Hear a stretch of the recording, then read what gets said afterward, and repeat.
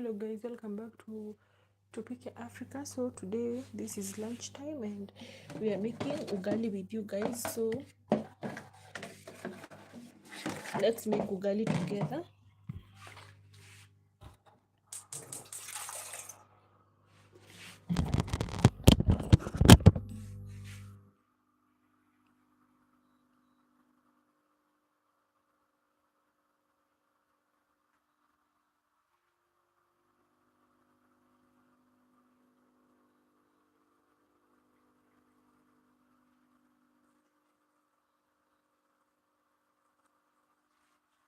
Hi McClartwin.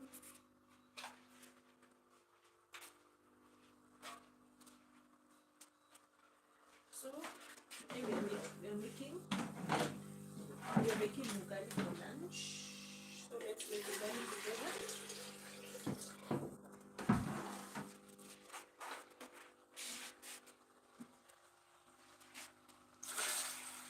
So I'm making a portion of 3 people. So that is enough. And also another hack when making ugali is that you don't need to use a very big pot. You just use a small pot because the is going to mislead you into making a lot of ugali. So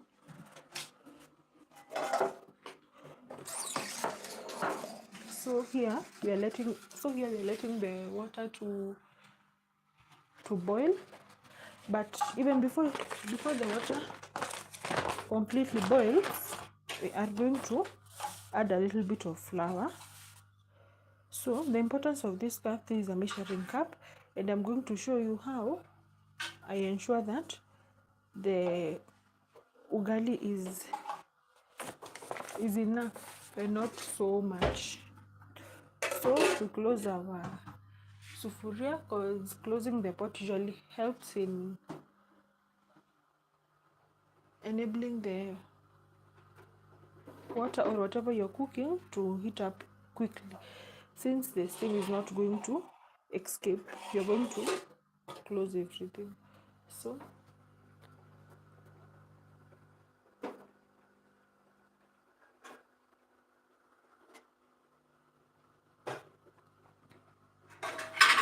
and there are different ways in which people usually cook ugali.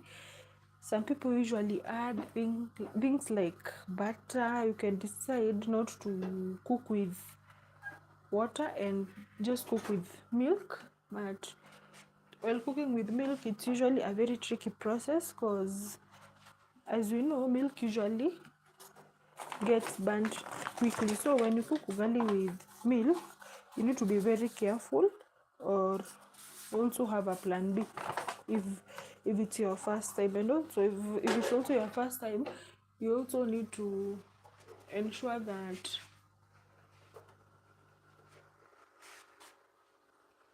you have another plan, because you know the taste buds are different and you might end up not wanting how it tastes. So, and the reason as to why I've put flour in unboiled milk, just a little bit of flour, it's that it's going to help in the binding process. It was the myth. It's not like scientifically proven it's a myth, but it really works. That's a hack. So my water has already boiled. That is just the importance of covering your sufuria. So you add your flour. So we are cooking for 3 people. This cup is always equivalent to 1 person, but that's a very personal decision, because you know you might be cooking for people who love eating a lot, you know. So you can add or reduce to your own preference. So the 3 cups are there. And also you can tell me whether you love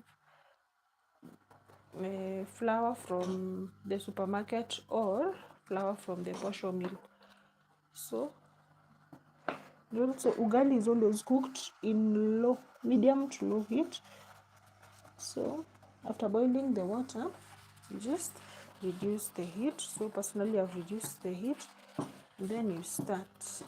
And also, well, if you're very green in making ugali, remember this is the type of wooden stick that you're going to use. You're not going to use the one that looks like a spoon. No, you use one that looks like this. So here in Kenya we call this mwiko. You can see ugali is not very hard to make. The only hack is boil, add a little bit of flour, that helps in binding. And also don't cook in a very big cooking pot, because it's going to mislead you and you're going to like cook a lot of ugali that will definitely go to waste. So after measuring, it does not mean that you are fixed to that. Making ugali is like making a dough. So you have to add flour until you get the consistency that you want. Okay, so here you're just going to learn by using our eyes. And also there is a song that usually say that you can take a piece of ugali and then you slap it, like uigongesha kwa ukuta. You take a piece of ugali and then you knock it to a surface. If it falls, the ugali is not yet ready. So you can use such things there. So the reason as to why I'm smearing it in the walls of the sufuria is just to maximize on the heat. I don't want my heated sufuria to go to waste. So thank you for joining the live. Thank you for joining the live, guys. I can see we are 3 million of us. Kindly like the live, guys. I really appreciate your efforts and also your time to pass by. So today we are making ugali for lunch, and I decided, because ugali usually disturbs a lot of people, why not make ugali with you guys in my live. And also another trick, you see, after you've made your ugali, as soon as you've flipped it in your plate or whatever, maybe a tray, as soon as the whole ugali is out of the sufuria, ensure that you take your sufuria as hot as it is and add some water, some cold water, because the ugali utensils and sufuria is usually very irritating to cook. So personally, I feel that I've not yet gotten the consistency that I want. So just going to add a little bit of flour.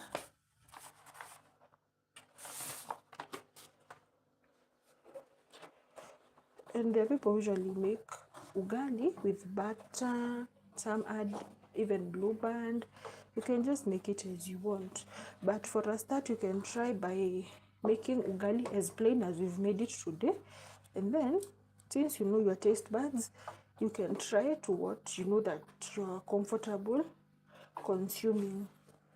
So when the water is boiling, you just add your butter or blue band. You don't have to melt it. The butter is going to melt in water. So I'm now getting to the consistency that I want. My ugali is almost ready. Ugali is the most basic thing and the easiest thing to make. Personally, I even prefer making ugali to making things like rice, because ugali to me personally is very easy to make and it's very nutritious. Ugali is always rich in things like carbohydrates, since it's made out of maize flour. Yeah. So this is just a brand called Ajab. Yeah.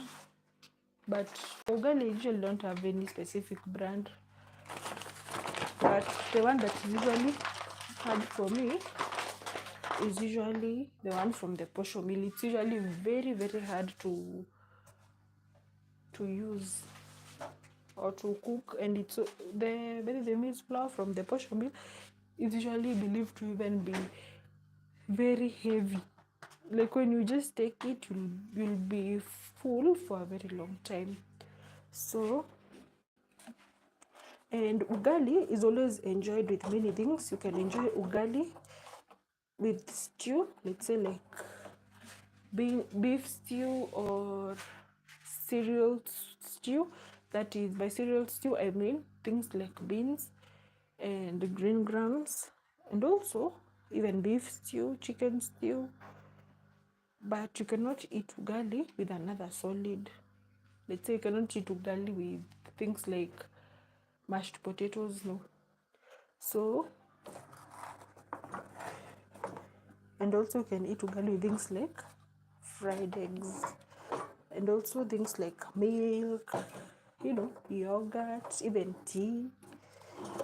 Ugali in Kenya is also eaten even for breakfast, and it's called kiboro by Luyas. By the way, ugali is really loved by the Luya community because they even plant a lot of maize.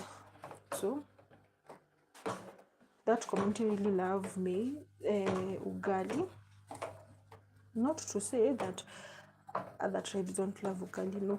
Even other tribes love ugali, but mostly the Luya community really love ugali. They are known to be great consumers of ugali, and even Luos, they're the Luo. So using clean hands, you can do like this. You see it's not sticking. So my ugali is ready. I'm going to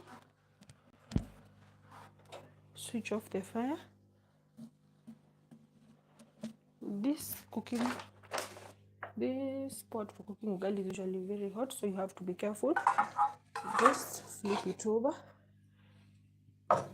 and as you can see, we have our cake. Ugali is also called African cake.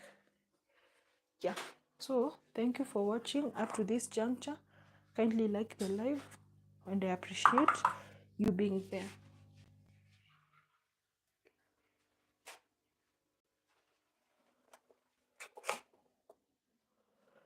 Oh, lousy. Oh, ndo umefika, asante. Ati uko, we call it Bario. No, I'm not a Luya. I'm a Kikuyu. Yeah. And thank you for being in the live. I really appreciate. Lauzi, asante sana. Tuonana jioni.